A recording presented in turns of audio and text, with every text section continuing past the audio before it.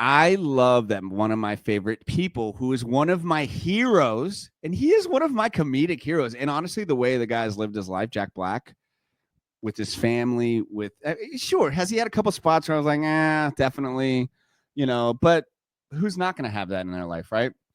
And especially as in the public as he's been. Oh, Magno, and like so, Crystal, this is the great thing. So I always do really believe this. Like, you end up being the father or the mother that you always wanted if you do it the right way.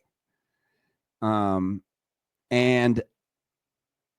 I always love Little Shop of Horrors. I love sports. I love these things. And I wanted my dad to do that stuff. He didn't do that stuff with me, And I remember being a kid and being like, why can't I just want to do this? And be like, you know what, man, when I'm a kid, I'm going to do that stuff. Well, excuse me. When I'm a dad, I'm going to do that stuff. I can remember thinking about that and really thinking that. And yeah, I think I definitely don't lose the specialness of it is to have a little 4-year-old, soon to be 5-year-old. And then I have a 14-year-old as well, who's about to go to high school. And that's where we get the high school element of today's show. And that's a trip because every single thing I'm learning with her, and my wife and I are learning with her, is crazy. But thankfully, we're doing the same things that we did with her. I think that's kind of like why I got into this whole mind space. But the same things that we are doing with her, we're doing with Magnolia, we're doing with her as well. And so, what's up, Myron? How you doing, man? So what are those things you kind of like playing the things that you like? Joey, what's up, dude? How you doing, man? Do you feel things are I hope you come home soon, man. I hope you come home soon. Hope I can see y'all again. Dude, this is so kind of you, ATH. What does that mean? I noticed this yesterday. I don't know. It's always been a conscious thing. Kids are really interesting in the sense that, like, words are really impactful. I mean, words are impactful for anybody, but especially with kids. And so I always find myself going, oh, you're so smart. Oh, you're so clever. You can do that, because luckily my mom did do that a lot. She's always like, you can do anything, Carlos, you can do anything. So, and my grandma too. So I infuse that in them. So and so when I'm freestyling here, or when I'm doing the show, when I'm doing these things, I go, you can do that too. You can write like that too. So I always try and remind them and not make things seem so hard, because as you get older, you're going to start overthinking things. You're going to be like, I don't know if I could do that. I don't know. But if you get, like, I was supercharged with confidence at a very young age by my mom and my grandma. Boom. Those two women, they told me I could do anything.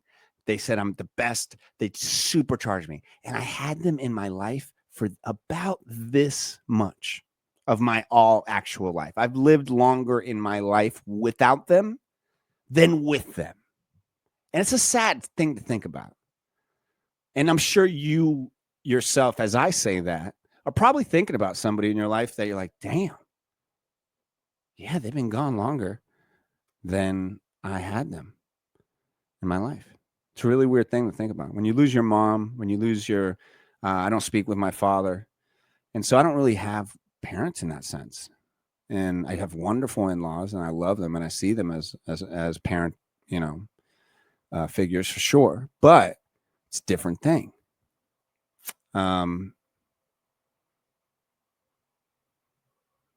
Now, why am I saying all that? I don't know. Just kind of took me down this road. Maybe it's because Lennon's going to high school. Maybe because I have a 4-year-old here. I'm very happy with both of them, how they're going and doing. But I think maybe that's something why I got to this. If you're lucky to have somebody that supercharged you with that confidence, that gave you that strength, man, I've held on to that for years, for decades, because the world's going to be a real son of a bitch to you a lot. People are going to be horrible to you. They're going to lie to you. They're going to trust is going to be broken. And if you can still have some confidence to get you through those tough times in life, which is what we all need, you're going to be better off. So if you have people in your life that give you that confidence, that give you that support, man, just love them. You don't know how long you're going to have them for. I didn't know I'd have them that short in my life.